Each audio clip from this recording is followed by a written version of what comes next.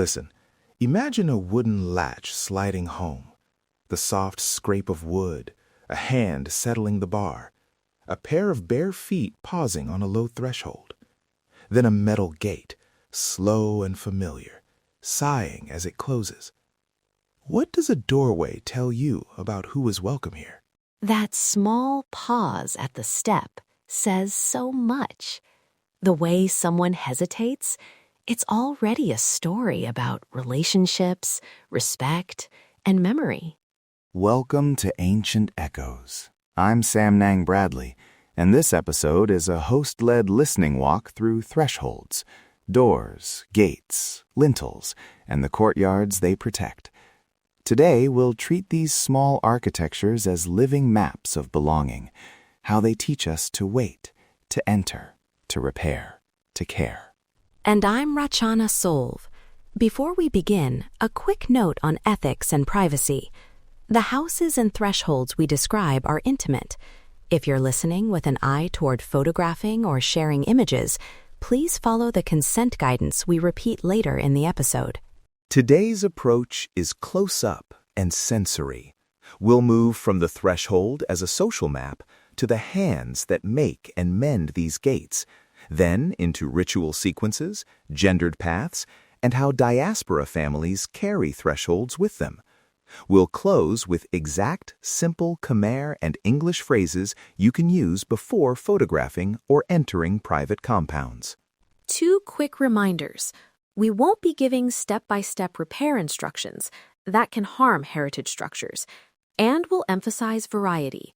What happens at one doorway may be different in another village or household. Segment 1, the threshold as social map. Picture a low wooden threshold in a shaded courtyard. Children run barefoot across it. Elders sit on a mat just inside, their shoes neatly left before the step. That low lip is both a practical cue and a listen. Remove your shoes, slow your pace, notice who is already settled inside. In many Khmer homes, the courtyard itself is divided by invisible rules. The front gate is for guests and market deliveries. A side gate may be for daily comings and goings, and a smaller door can be reserved for certain relatives. The architecture makes social roles visible without a word. Listen to this vignette. An aunt arrives before Pchumben, carrying sticky rice. She halts at the outer gate, knots her scarf, pauses at the threshold, then waits for the eldest to invite her in. That small sequence, the knock, the brief shadow in the doorway, the invitation, encodes respect and care. That pause isn't hesitation alone. It's a form of consent. It allows the household to prepare an offering, to set a place.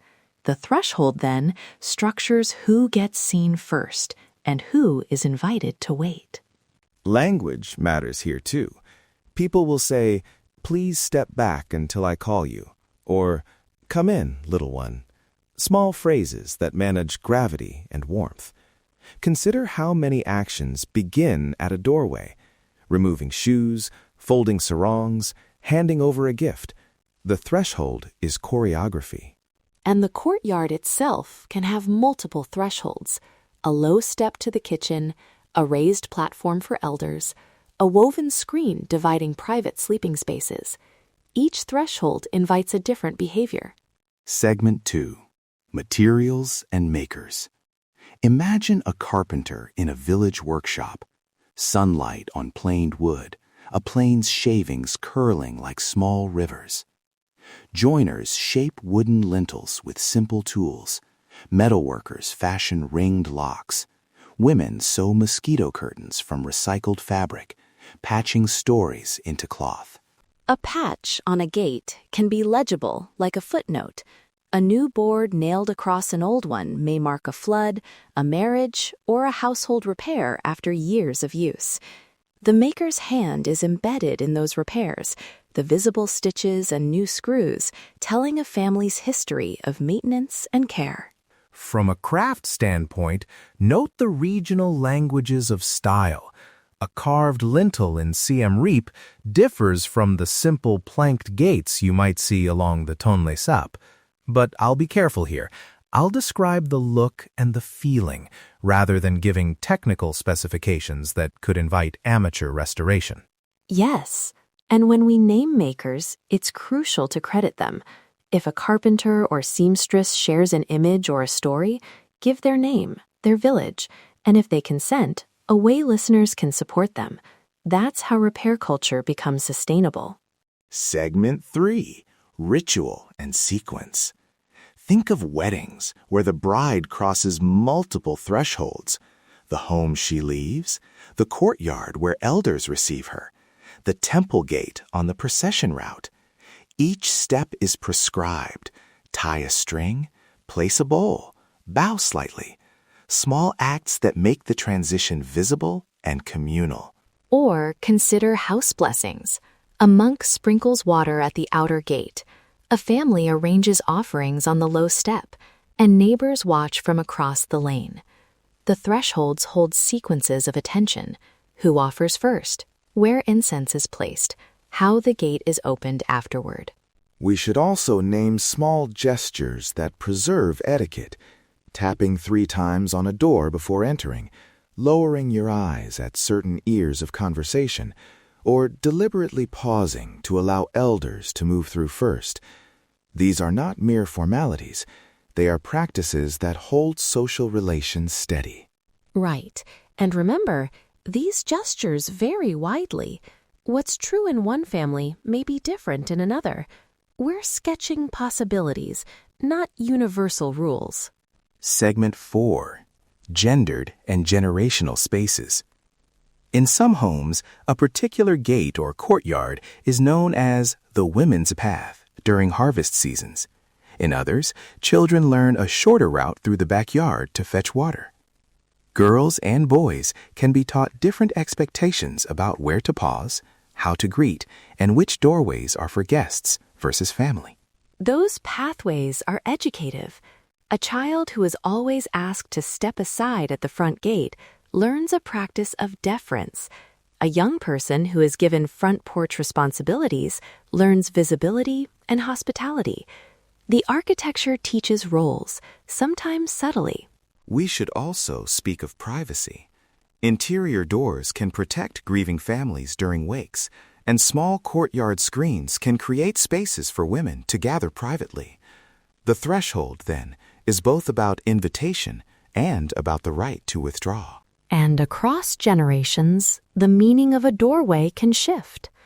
A gate that once marked a boundary between rice field and home may become an entrance for a motorcycle in the next generation, reshaping how the family moves through space.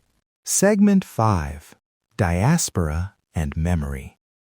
When families move abroad, they often carry small threshold objects: a carved lintel, a metal lock, a woven curtain. These items become mnemonic anchors. Placing a lintel board above a living room doorway in a new country is a way to reproduce familiar rituals. I love that image. A family in a new city setting a lintel above a door, teaching their children how to remove shoes or how to wrap an offering. Those recreated thresholds are acts of cultural continuity and creative translation. At the same time, something is lost and something new forms. The climate, building materials, and neighbors' expectations change what a threshold can be. That patchwork of memory and adaptation is itself meaningful. A threshold remade in a new social geography. We also hear stories of objects traveling alone. A brass lock sent ahead of a family, a ribbon tied at the lintel before a housewarming. Those objects are entrusted with memory. They are portable pieces of belonging. Segment 6, Ethics and Field Etiquette. If you are drawn to photograph a doorway, stop and ask. Here are short phrases you can use. In Khmer, "Sor sra tia" means, "May I take a photograph?" In English, "May I take a photo of this doorway? I want to credit the maker." If someone says no, respect that immediately and step back. Add these practices. Anonymize identifying details if you share images online. Avoid photographing children without written consent from guardians, and if a craftsperson is named, ask permission before publishing their name in Village. Better yet, route submissions through our curatorial team so we can vet them before public posting. We'll accept modest doorway photos via our show channels. Send one image, a one-line caption with place and maker if known, and whether you have permission. We'll curate reels with explicit consent only. This is how we amplify makers rather than exposing households without control. Also, a reminder, our craft descriptions are evocative, not instructional. If you want to support repairs, look for local carpenters, heritage conservators, or community cooperatives. We'll link to vetted partners in the show notes. Before we close, a short listening exercise. Close your eyes for a moment. Picture a threshold, the feel of a worn step underfoot, the sound of a gate being pushed, the cadence of a greeting. Hold that image and ask, who is expected here? Who might wait? And what would make someone feel welcome? When you open your eyes, consider a doorway in your life, a home, a neighbor's, a memory. Think of one thing you might do differently next time you approach it. Ask before you photograph, offer to credit a maker, or simply pause and notice who is waiting inside. Conclusion: thresholds are small archives. A patched gate, a mosquito curtain stitched from sari cloth, a lintel board with a faded inscription. Each holds time, repair, and relation. They teach us how to belong and how to make space for others. The next time you stand at a doorway, listen carefully. The house will tell you what it needs. Thank you for walking this listening path with us. If this episode resonated, please consider sharing one modest, consented image and tagging Ancient Echoes and Sam Nong's YouTube channel. We'll curate and highlight makers when permission is given. For more resources, a short list of vetted conservators, consent phrases in Khmer and English, and details on how to submit images to our curators, check the show notes. We'll also link to community cooperatives if you want to support local repair and craft. And remember, every threshold is different. What we offer today are invitations to notice, to ask, and to credit. If you have a correction or a story to add, please write to us. We want this conversation to grow with local voices. This has been Ancient Echoes. Let's keep listening to the small architectures of home, the thresholds that teach us how to be together. If you enjoyed this walk, subscribe so you don't miss our next episode, where we'll look at courtyards as stages for ritual music and everyday performance. And if you're sharing on social media, use the hashtag #AncientEchoesThresholds and tag us so we can follow your respectful discoveries. Let's unlock the echoes of history together.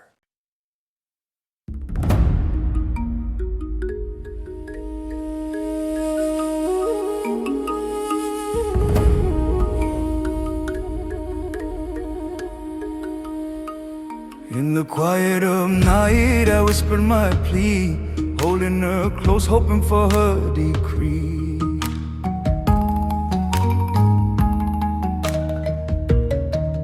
I called upon spirits, asked them to guide, to take her heart and lead her by my side. So I drew her near, traced her brow so fair, my sight this way.